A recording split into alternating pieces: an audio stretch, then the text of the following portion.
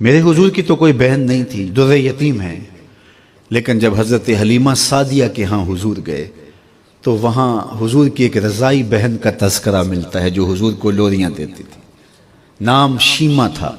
تو شام کے وقت جب خواتین کھانا پکانے میں مصروف ہونے لگتی تو بہنیں ویر اٹھا کر کے باہر لے جاتی۔ ہر بہن کا خیال یہ ہوتا کہ میرے ویر سے سونا زمانے میں کوئی نہیں۔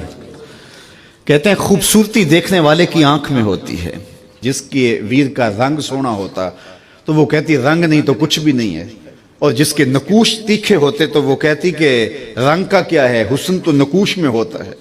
جس کی آنکھیں خوبصورت ہوتی وہ کہتی میرے ویر کی جھیل جیسی آنکھیں تو دیکھو۔ اب یہی بنو سعد کے محلے میں ہوتا، بچیاں اپنے ویر اٹھا کے لے آتی، ایک کہتی میرے ویر ورگا کوئی نہیں، دوسری کہتی میرے ویر جیسا نہیں۔ اتنے میں حضرت شیمہ اپنا ویر محمد اٹھا کے لے آتے اور دور سے ہی کہتی نہیں میرا ویر بھی آ گیا ہے، تو سب کے سر جھک جاتے، کہتی نہیں نہیں نہیں نہیں شیمہ تیرے ویر کا مقابلہ تو نہیں نا، ہم تو آپس میں بات کر رہی ہیں۔ اور پھر جب کسی بہن کے ویر کو متفقہ طور پہ ساری کہہ دیں کہ تیرا ویر ہی سونا ہے تو پھر اس کا فخر تدیدنی ہو نا، پھر ان کا ذوق آسمان کو چھونے لگتا۔ ابن حشام سیرت کی سب سے پہلی کتاب، اس میں یہ واقعہ لکھا ہے کہ پھر حضرت شیمہ حضور کو اپنی آغوش میں لے کے سمیٹتی اور پھر چومتی اور پھر وہ لوری دیتی، اور وہ لوری کے لفظ بھی لکھے ہیں ربنا ابق لنا محمدا حتی اراہ یافعا و امردا، اللہ میرے ویر محمد کو سلامت رکھنا، آج یہ پالنے میں بچوں کا سردار ہے، کل وہ لمحے آئے جوانوں کا بھی سردار ہو۔ اور پھر جھوم جاتی اور کیا خوشی ان کی دیتنی ہوتی۔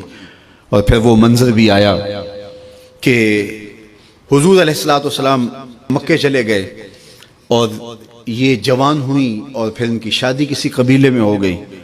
آقا کریم نے اعلان نبوت کیا، 13 سال کا وقت کٹا اور پھر حضور مدینہ شریف چلے گئے۔ جب غزوات کا سلسلہ شروع ہوا تو جس قبیلے میں شیمہ کا نکاح ہوا تھا اس قبیلے میں مسلمانوں کے ساتھ ٹکراؤ ہوا تو اللہ نے مسلمانوں کو فتح عطا کر دی۔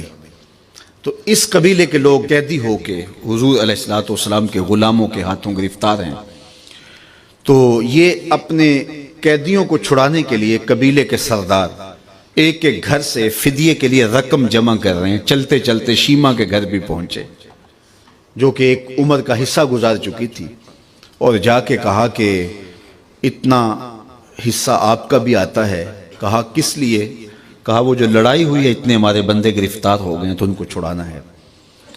تو چلتے چلتے باتوں میں کسی کے لبوں پہ حضور کا نام آ گیا تو شیمہ نے کہا اچھا انہوں نے تمہارے لوگ پکڑے؟ کہا ہاں۔ تو کہا پھر تم رقم اکٹھی نہ کرو، مجھے ساتھ لے چلو۔ انہوں نے کہا تجھے ساتھ لے چلیں؟ کہا تم نہیں جانتی وہ میرا ویر لگتا ہے، وہ میرا بھائی لگتا ہے۔ قوم کے سرداروں کے ساتھ حضرت شیمہ حضور کے نوری خیموں کی جانب جا رہی ہیں اور صحابہ ننگی تلواروں سے پہرا دے رہے۔ یہ مکی دور تو تھا نہیں، یہ مدنی دور تھا۔ اور شیمہ قوم کے سرداروں کے لے کے جب آگے بڑھنے لگی نا تو صحابہ نے تلواریں سونت دی، رک جا اے دیہاتی عورت، جانتے نہیں آگے کوچہ رسول ہے، آگے بغیر اذن کے جبریل بھی نہیں جا سکتے، تم کون ہو؟ تو شیمہ نے جو لفظ کہے وہ لفظ نہیں ہے، اس نے کہا خلو سبیلی وَعَلَمُوا أَنَا أُخْتُ نَبِيِّكُمْ، میری راہیں چھوڑ دو، تم جانتے نہیں میں تمہارے نبی کی باجی لگتی ہوں۔ تلواریں جھک گئیں، آنکھوں پر پل